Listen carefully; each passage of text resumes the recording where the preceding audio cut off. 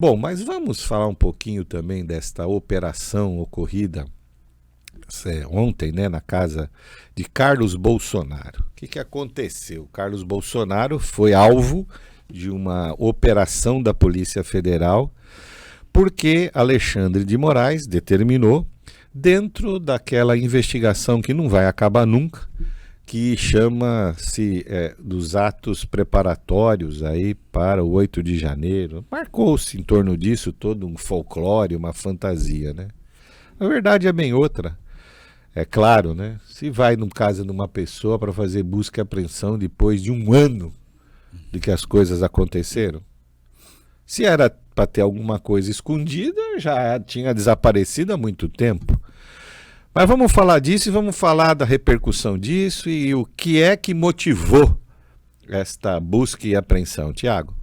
O ministro Alexandre de Moraes do Supremo Tribunal Federal associou o vereador Carlos Bolsonaro, do Republicanos do Rio de Janeiro, ao núcleo político do suposto esquema ilegal de espionagem da ABIN, Agência Brasileira de Inteligência. Na manhã de ontem, segunda-feira, dia 29, a Polícia Federal cumpriu os mandados judiciais contra o Carlos e mais 3 pessoas também. Isso porque, em parceria com o então diretor-geral da ABIN, que é o Alexandre Ramagem, Carlos obteve informações privilegiadas sobre casos sigilosos, conforme divulgou aqui a Polícia Federal. Um print obtido pela PF, que consta na decisão de Moraes, mostra Luciana, assessora de Carlos, pedindo ajuda para conseguir informações a Priscila Silva, que trabalhava com Ramagem, a respeito de inquéritos que miravam os filhos do então presidente Bolsonaro. Pode continuar, Tiago. Bom, eu vou colocar aqui algumas aspas do que argumentou o ministro Moraes, Alexandre de Moraes. A solicitação de realização de ajuda relacionada a inquérito da Polícia Federal em andamento em unidades sensíveis da Polícia Federal indica que o núcleo político possivelmente se valia do delegado Alexandre Ramagem para obtenção de informações sigilosas ou ações ainda não totalmente esclarecidas, razão pela qual se faz as diligências. Mistério. Gente, né? Aí eu fui olhar o que é que dizia esse print dessa conversa. O print da conversa é um print muito simples. Ela dá bom dia, pergunta se está tudo bem, fala, estou precisando de uma ajuda. E embaixo do print coloca lá o nome de uma delegada, o número de 2 inquéritos e quem é o escrivão. Sei lá, isso por si só não revela absolutamente nada. Eu não sei por que um assessor não pode pedir para o outro acesso a um inquérito que não era sigiloso. Ah, mas é um setor sensível de investigação. Tá, e daí? Eu sou um investigado. Por que eu não posso saber o que é que estão buscando saber a meu respeito? Diga lá, por que não? O que tem de errado nisso? Nós ainda vivemos, ou vivíamos, numa democracia onde vige alguns princípios constitucionais, é que, aliás, né, eles não caíram, estão no texto da Constituição. É que ninguém mais garante isso. Que mesmo na fase do inquérito, você tem que ter direito a acesso às investigações. Ah, mas são sigilosas, senão as pessoas fogem e não vão. Gente, trabalho policial não se confunde com garantia constitucional. Foi justamente por conta da necessidade das pessoas saberem o porquê que estão sendo investigadas que nós, na Constituição, garantimos algumas coisas. Em 88, porque antes, naquela época em que os militares governavam, o indivíduo era levado para a delegacia sem explicação nenhuma e lá permanecia preso, muitas vezes sob situações bem degradantes e difíceis, para que se arrancassem informações acerca dele. Esse tempo passou, se bem que naquela época também eram presos pessoas que matavam os outros, que cometiam atentados terroristas, né? A situação era bem outra. Nós vivemos no momento em que, pelo menos, a normalidade democrática está vigindo. Então, o que tem de mais eu perguntar para um funcionário público se eu posso ver o inquérito? falar com um delegado para ele me mostrar o inquérito, para ver do que eu estou sendo investigado.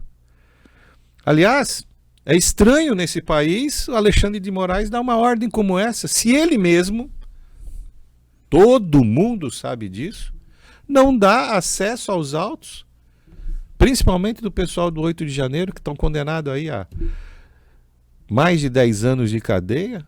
Os advogados não podiam ver o processo. Que coisa é essa? No 8 de janeiro ainda, vamos falar dele? As imagens das câmeras de TV que desapareceram. Como é que um juiz que não exigiu que essas imagens voltassem, aparecessem?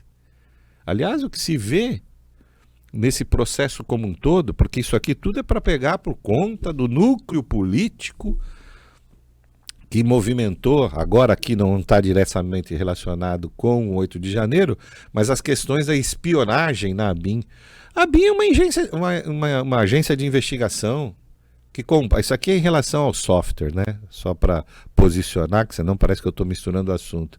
É em relação àquele software que a Agência Brasileira de Inteligência tinha contratado, que estava sendo investigado, estava sendo mal utilizado para investigar opositores do Bolsonaro.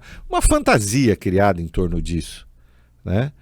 E aí fala dessas questões como se elas fossem fundamentais para que houvesse busca e apreensão. Na verdade, gente, né, essas buscas e apreensões têm outro objetivo. Carlos Jordi, líder da oposição. Ramagem, que é um dos candidatos aí à prefeitura do Rio de Janeiro, se eu não me engano. Carlos Bolsonaro, só vai no pessoal da direita. Só vai no pessoal da oposição. Isso está muito claro. Alguns jornalistas estúpidos, né? Desculpa a expressão, mas são. Fingem que isso não existe. Mas a verdade é que está tendo uma perseguição. Claramente uma perseguição. É isso, né? E o que dizer sobre essa situação? Que as pessoas comuns já perceberam. Quem é minimamente informado já percebeu. E isso gerou alguns atritos. Eu achei interessante isso daqui, porque o presidente do PL, o Valdemar, ele fez algumas críticas em relação ao STF, chamou o Pacheco de frouxo, porque algumas operações estão acontecendo dentro do Congresso Nacional, o que é um absurdo, jamais poderia acontecer, mas como nós não vivemos mais uma democracia plena, e tampouco esses homens que ocupam esses cargos elevados na República agem com espírito republicano, de respeito aos outros poderes, então vale qualquer coisa, né? Inclusive arrombar gabinete de congressista para buscar provas, né? O que é um absurdo, isso é um absurdo, gente, né? Isso é um ataque direto ao povo brasileiro, ao povo que elegeu. Isso jamais poderia acontecer, mas acontece. E o Valdemar da Costa Neto, né, presidente do PL, aonde o Bolsonaro está agora, o maior partido do Brasil hoje, andou fazendo críticas